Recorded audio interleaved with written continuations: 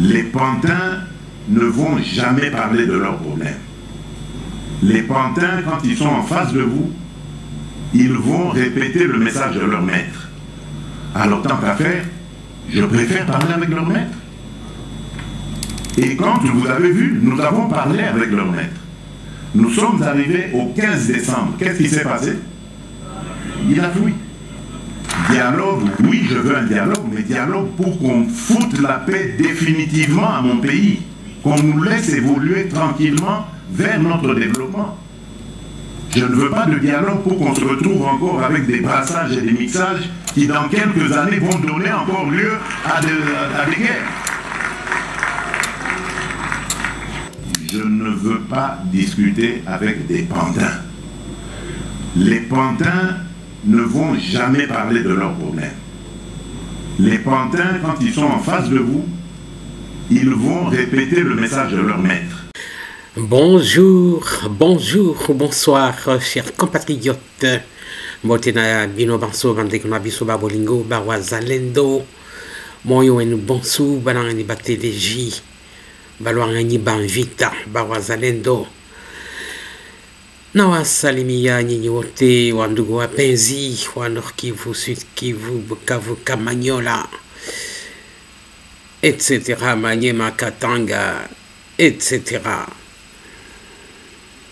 Bampangi na Beto, Bampangi ya Congo Central, ya Bandundu, ya Kwilu, ya Inongo, etc.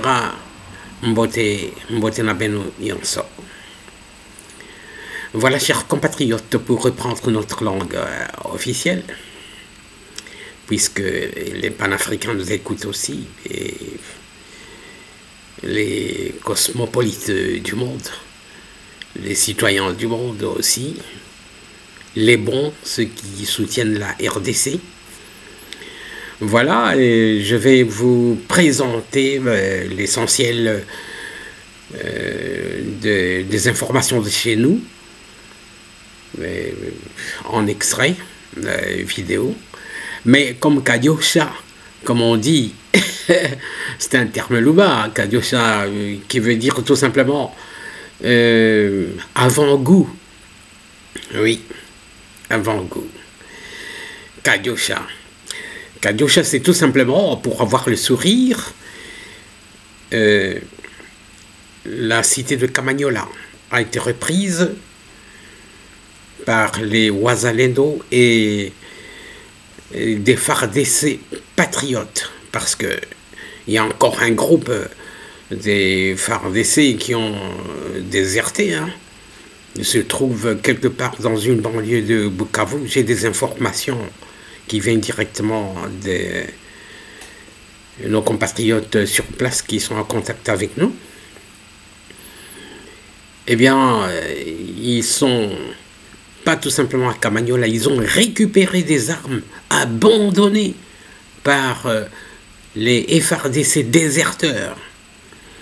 Alors, nos combattants Wazalendo, les volontaires de Yakotumba et autres, ont demandé plusieurs fois les armes. Ces FARDC refusaient carrément de leur donner les armes. Et il y a eu même des tueries à Ouvira à cause de ça. Et voilà. Ils ont trouvé un arsenal important à Kamanyola. Et ils ne sont plus là. Ils ont progressé. Ils sont maintenant à 17 km de Bukavu. On ne sait pas si cette nuit, ils sont déjà arrivés à Bukavu, à 5 km de Bukavu. J'ai entendu Yakotumba dire qu'ils étaient déjà présents à Kamanyola, avant même de publier les photos de la prise, de la récupération de Kamanyola et de ces armes-là. Mais comme il a dit qu'ils sont déjà présents dans la ville de Bukavu, ils sont là, j'espère que ce sera facile pour eux de récupérer la ville de Bukavu, parce que j'apprends que j'apprends qu'ils n'ont pas suffisamment d'effectifs. J'ai fait confiance en Deko Eliezer, qui l'a dit tout haut, ils n'ont pas suffisamment d'effectifs. Voilà.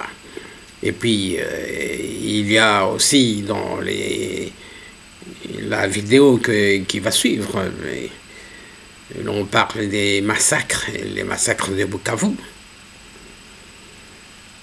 À part les massacres de Goma. L'origine, c'était eux-mêmes, les RDF M23, avec Corneille Nangaa. C'est eux les responsables. C'est eux qui ont tiré sur la foule. Les 2 explosions, c'était toujours eux. Pour preuve, on voit une vidéo dans laquelle un RDF M23 lance une grenade dans une parcelle. Et oui, c'est leur mode de gouvernance, hein, donc massacrer la population. Et voilà, chers compatriotes, je vous laisse regarder les extraits. Et bonne vision, courage, la victoire est dans notre camp. Bonsoir à toutes et à tous, très heureux de vous savoir nombreux pour suivre ce journal de 20 h sur la RTNC. À la une ce soir, c'est lobbying à l'échelle internationale pour dissuader le monde des affaires et s'approvisionner en métaux rares via le Rwanda, les minerais des sangs. Le directeur général de l'agence des pilotages, des coordinations et des suivis des conventions signées entre le gouvernement et les partenaires APCSC, Freddy Yodi, parcourt l'Europe pour mettre à nu ces vastes réseaux mafieux à la base du pillage systématique des ressources naturelles de la République démocratique du Congo. On fait le point tout à l'heure dans ce journal. 8 mars, sous le bruit des bottes, la journée internationale de la femme, dans un contexte particulier en RDC, les tableaux moins réduisants de femmes victimes des viols va à coup sûr occulter les côtés festifs de cette journée. Qu'est-ce qui se prépare? Qu'est-ce qui est fait pour s'adapter au contexte de la guerre d'agression? La réponse dans un instant dans ce journal. À la une également, la poursuite de l'opération Pas une école sans banc. Les services nationaux augmentent la capacité de production de ces ateliers. Une école sans banc à Kinshasa. La page est en voie d'être tournée. On va en parler dans un instant dans ce journal. Bienvenue à tous. L'actualité, c'est aussi cette importante audience accordée par les chefs de l'État, Félix-Antoine Tshisekedi, au secrétaire général adjoint des Nations Unies, Jean-Pierre Lacroix. La situation sécuritaire préoccupante dans la partie est du pays, y compris la situation humanitaire, était au centre des échanges. Suivez. Reçu ce jeudi à la Cité de l'Union africaine par le président de la République Félix-Antoine Tshisekedi Tshilombo en compagnie de Bintou Keïta, représentante spéciale du secrétaire général des Nations Unies et chef de la MONUSCO, Jean-Pierre Lacroix, secrétaire général adjoint de l'ONU chargé des opérations de maintien de la paix, a dit avoir eu avec le chef de l'État des entretiens sur les efforts visant à faire cesser les hostilités dans l'Est de la République démocratique du Congo, à activer les processus diplomatiques et à ramener la paix durable ainsi que la résolution de cette situation dramatique qui a occasionné trop de victimes congolaises et la perte aussi des soldats de la paix.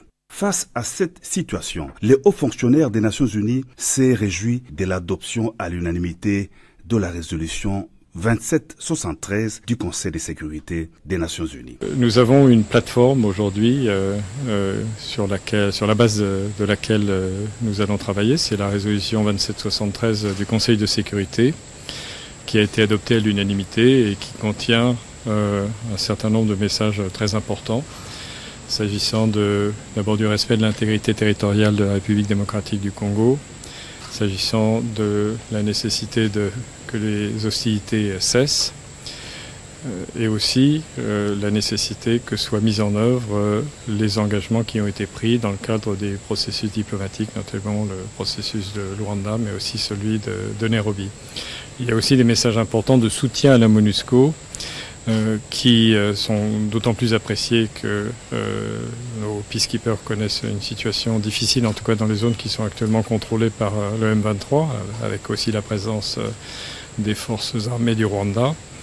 Ce que je veux dire, c'est que d'une part, la MONUSCO est déterminée à continuer à remplir ses responsabilités, y compris s'agissant de la protection des personnes qui sont actuellement protégées dans nos bases. Je rappelle qu'il y a notamment beaucoup de combattants, soldats désarmés des FARDC que nous protégeons en stricte conformité avec le droit international humanitaire. Ce que je veux dire également, c'est que naturellement, lorsque les hostilités cesseront, la MONUSCO sera prête à faire tout le nécessaire pour superviser le respect de la cessation des hostilités et faire rapport, faire en sorte que les obligations soient respectées et que les violations fassent l'objet d'un rapport. La présence à Kinshasa du secrétaire général adjoint des Nations Unies coïncidant avec les bombardements de la population à Bukavu ce jeudi lors d'une cérémonie organisée par les forces d'occupation, Jean-Pierre Lacroix a réitéré l'importance de faire respecter et d'appliquer la résolution 2773 du Conseil de sécurité des Nations Unies par toutes les parties prenantes, le pays contributeur des troubles, les membres du Conseil de sécurité et ceux des organisations régionales appelés tous à travailler dans la même direction. C'était hier dans la journée. La population de Bukavu, rassemblée pour un meeting des terroristes de l'AFC M23, a essuyé des tirs à balles réelles de l'armée rwandaise. La scène a laissé sans voix plus d'un et depuis des messages de compassion et de réconfort à l'endroit de ses habitants de Bukavu affluent dans notre rédaction. On en parle à travers ses commentaires. Suivez. Un meeting et 2 explosions à Bukavu, des dizaines de morts et plus de 60 blessés. C'est le bilan provisoire de la barbarie du M23 à la suite de ces rassemblements organisés par Corneille Nangaa. Des bombes ont été larguées dans la foule et des tirs à balles réelles et à bout portant contre le paisible citoyen contraint de participer à ces meetings.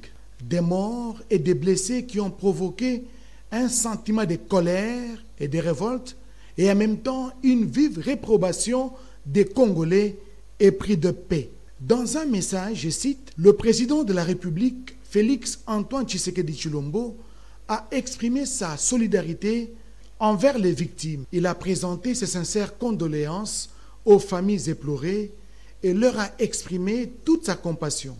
C'était avant de condamner fermement cet acte terroriste odieux perpétré par une armée étrangère présente illégalement sur le sol congolais. Fin de citation. Dans la suite du commandant suprême, les forces armées de la République ont, dans un communiqué de presse, condamné fermement cet acte odieux et intolérable posé par une race de sanguinaires qui n'hésite pas à s'aimer la mort et la désolation dans la population. Élan de compassion et de révolte, le président de SID, Martin Fayoulou, a dans son compte X stipulé, je cite, « L'attentat meurtrier survenu jeudi à Bukavu lors d'un meeting de l'AFC M23 est une tragédie de plus qui endeuille notre nation. Des vies innocentes ont été fauchées dans cette violence insensée.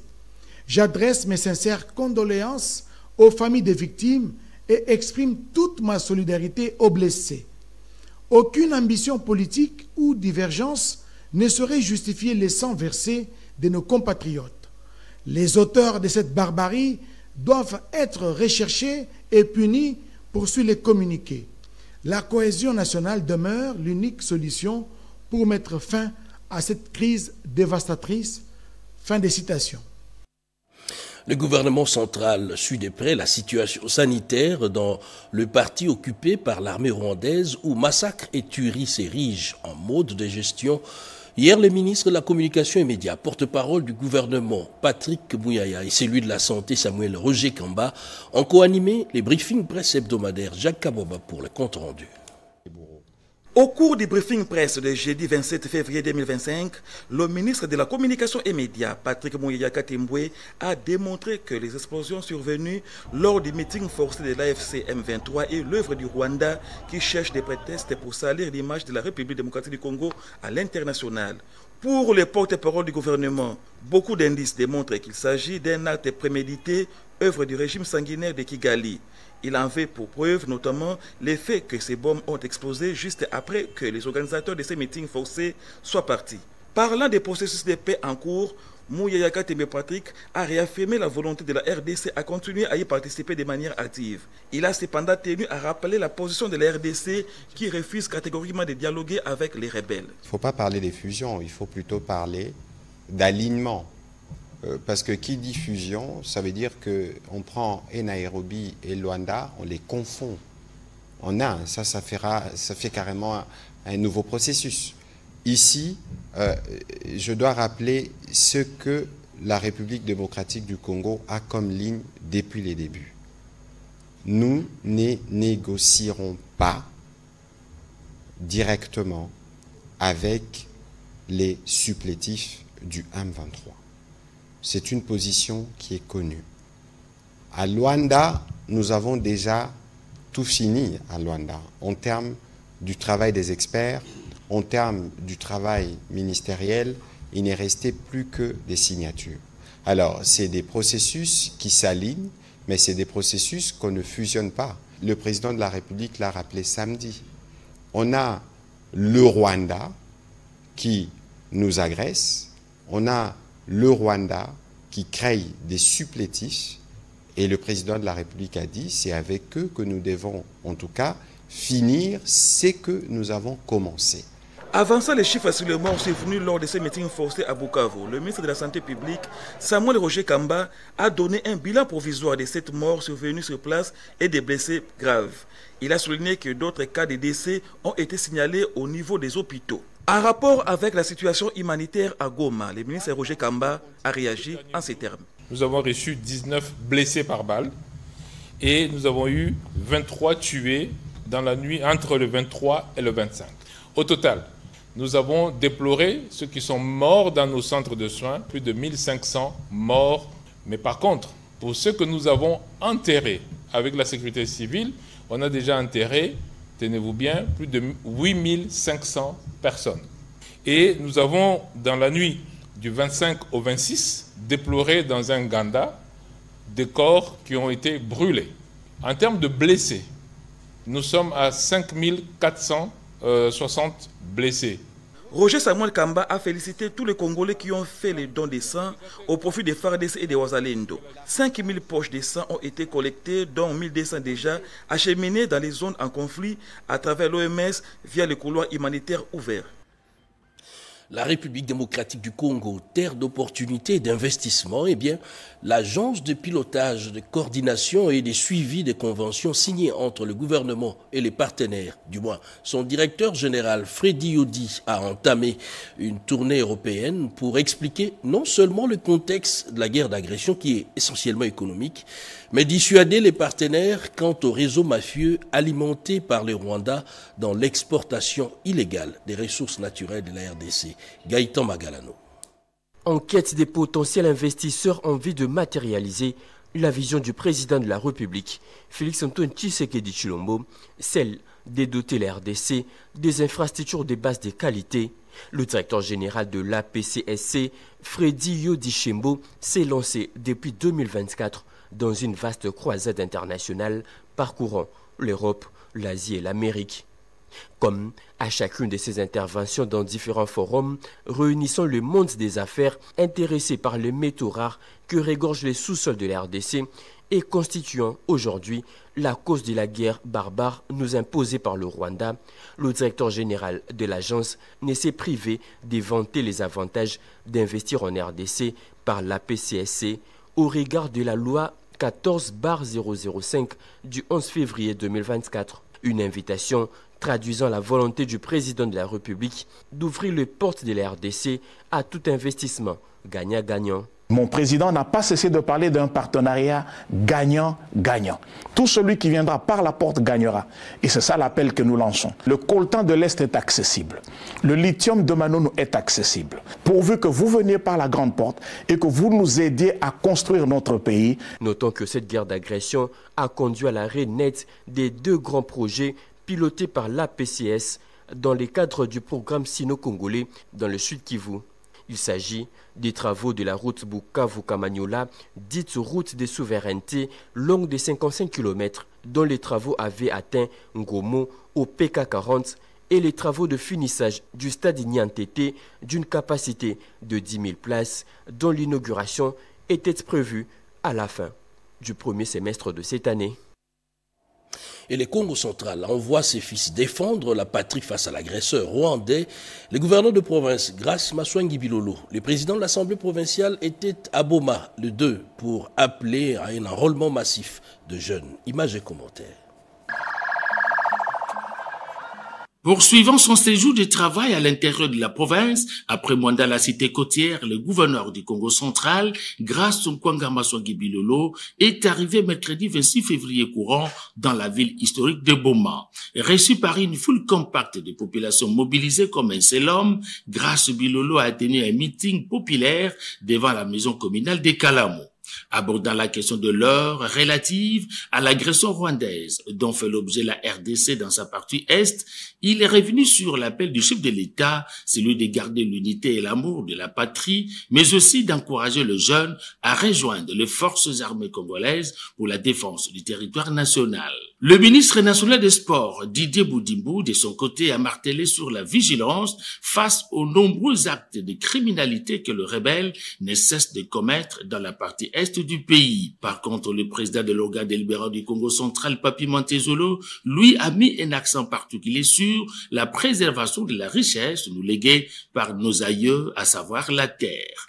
Auparavant, une minute de silence a été observée en mémoire de feu le gouverneur Jacques Mbadou Sitou, dont on parle encore à travers ses œuvres. Marchant sur ce pas, Grace Bilolo, surnommé les bâtisseurs du Congo central, a procédé au lancement des travaux de la modernisation de la voirie urbaine de Boma, dont la première phase des travaux concerne la route Saïko, longue de plus de 2 km, entièrement financée par la province. Les travaux sont exécutés par l'Agence des travaux publics du Congo central sous le contrôle de la division provinciale des TPI. La Mongala, la Tchopo, le Haut-Katanga, bref, l'ensemble de provinces se mobilisent pour soutenir les forces armées de la République démocratique du Congo. Et Dichala nous fait la description. Du Congo central au Haut-Katanga en passant par la Mongala, ce sont des milliers de kilomètres d'écart et pourtant, la mobilisation contre la guerre des RDF AFCM 23 contre la République démocratique du Congo est totale.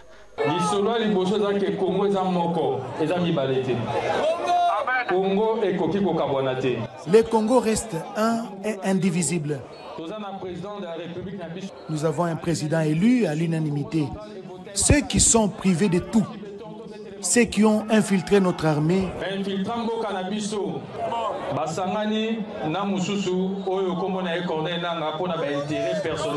se sont ralliés à Corneille Nangaa et à notre ancien président pour combattre le Congo.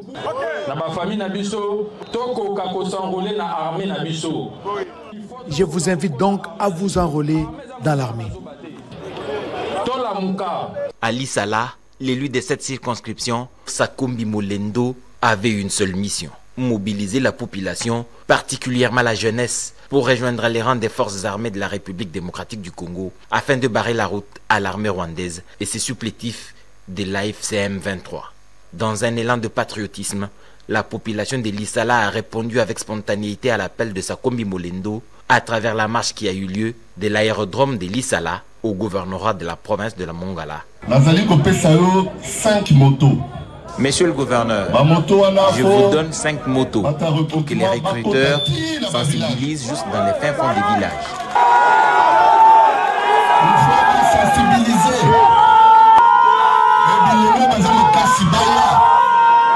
À Lubumbashi, la mobilisation au sein de l'UDPS Lubumbashi contre l'agression rwandaise ne faiblit pas. Le fédéral Michel Kabwe-Mwamba jouit du soutien de tous les élus de la circonscription de Lubumbashi, en l'occurrence Jean-Didier Moulenda Ibondo. Après la sortie musclée de ce fédéral devant la jeunesse du parti, encouragé à s'engager dans les forces armées de la République démocratique du Congo, Jean-Didier Moulenda Ibondo, accompagné de l'honorable Francine Maoua Kasongo, s'est rendu au siège de la fédération de l'UDPS Lubumbashi pour marquer son adhésion au discours de mobilisation qui est entretenu par le fédéral Michel Kabwe-Mwamba.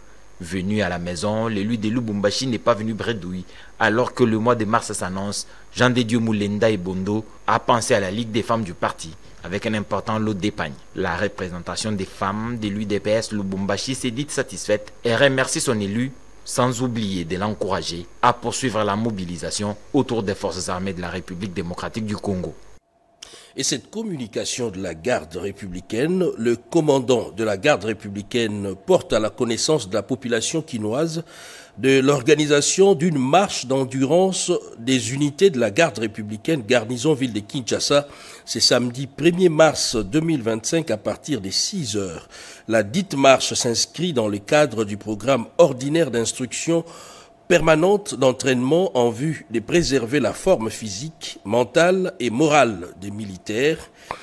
Elle se déroulera à travers quelques grandes artères de la ville de Kinshasa et dont le départ sera donné devant l'enceinte de la foire internationale de Kinshasa avec comme destination les camps colonel Tchachi. À cet effet, les commandants de la garde républicaine invitent toute la population quinoise à vaquer librement à toutes ses occupations habituelles avant, pendant et après le déroulement de cette activité. Il rassure par ailleurs que toutes les dispositions sont prises afin que tout se passe en toute quiétude et sérénité comme il en avait constaté lors de précédentes marches organisées par la garde républicaine à travers la ville.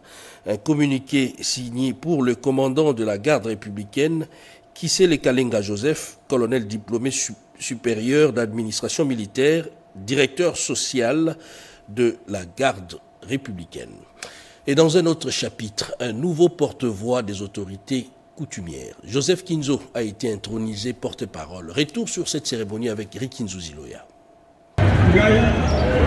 Kinshasa, place de l'échangeur à Limete. Joseph Nkinzo y a été intronisé porte-parole des autorités coutumières des 26 provinces de la République démocratique du Congo, après la tenue du Congrès du peuple pour la paix.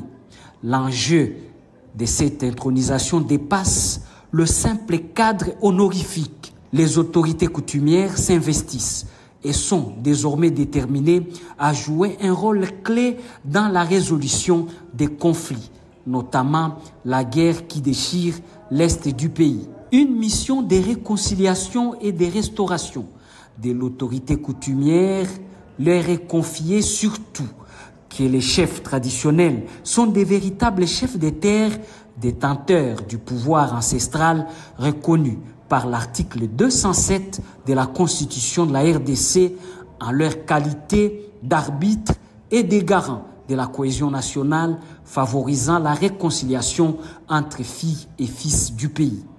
Un rituel fort, l'épreuve du feu, symbole des défis qui attendent Joseph Nkinzo dans l'exercice de sa nouvelle mission.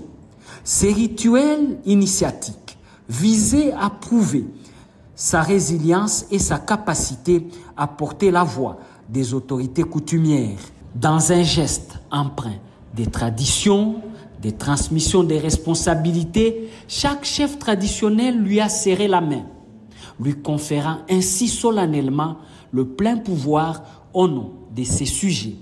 Un espoir pour la paix et la stabilité dévolue à l'arbre, à palabre africain, arrive enfin. L'intelligence artificielle, la RDC se hisse au niveau international ou encore va jouer un rôle essentiel dans cette transition. La ministre déléguée en charge de la coopération et francophonie, Bestine Kazadi, a représenté la RDC à ses grands rendez-vous à Paris en France. C'est un commentaire de Souzingoy. Au sommet pour l'action sur l'intelligence artificielle à Paris, la RDC a pris une part active à travers la ministre déléguée en charge de la coopération internationale et francophonie, Bestine Kazadi. Dans un contexte de la guerre d'agression rwandaise imposée à la RDC, c'était l'occasion des coups des projecteurs sur cette technologie qui a transformé radicalement la manière dont les guerres se mènent.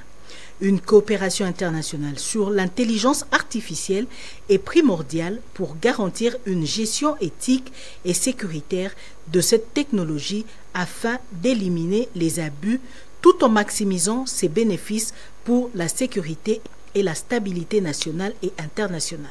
La ministre déléguée Bestine Kazadi en a profité pour démontrer que l'intelligence artificielle est utilisée pour la désinformation, l'ingérence numérique et la manipulation de l'opinion dans le cas de la RDC. Au-delà de son impact économique et social, l'intelligence artificielle doit pouvoir permettre de lutter contre la désinformation et en particulier dans ce contexte d'invasion rwandaise sur notre territoire et aussi également de renforcer la cyberdéfense et la traçabilité de nos numéros stratégiques. Toutes ces utilisations malveillantes n'empêchent pas l'intelligence artificielle d'aider à la traçabilité des ressources naturelles afin de réduire l'exploitation illégale des minerais. La présence de la ministre déléguée en charge de la coopération internationale et francophonie, Bestine Kazadi, à Paris, lors de ce sommet de chefs d'État et des gouvernements, témoigne de la détermination du gouvernement congolais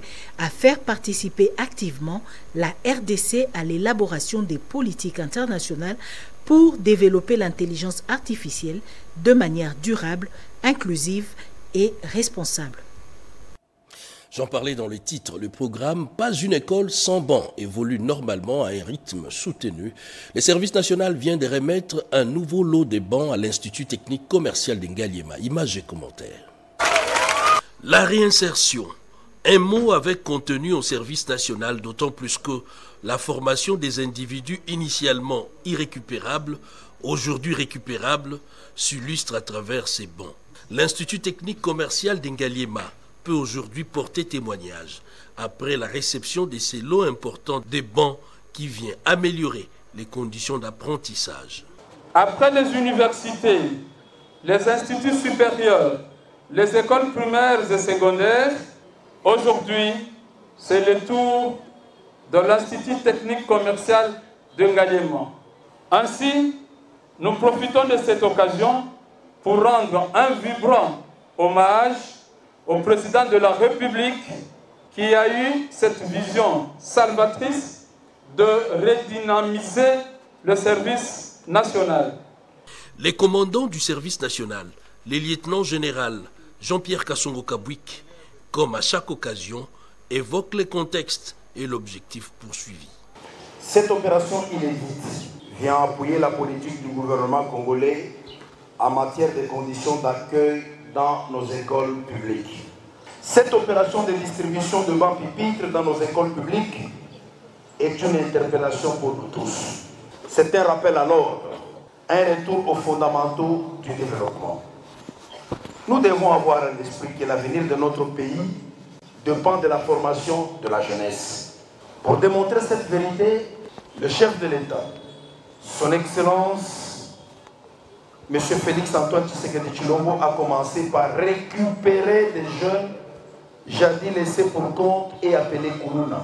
Ce sont ces jeunes qui fabriquent les bancs publics, qui construisent des écoles et participent à l'éducation de la jeunesse. Pas une école sans banc. Le processus a atteint sans doute sa vitesse de croisière.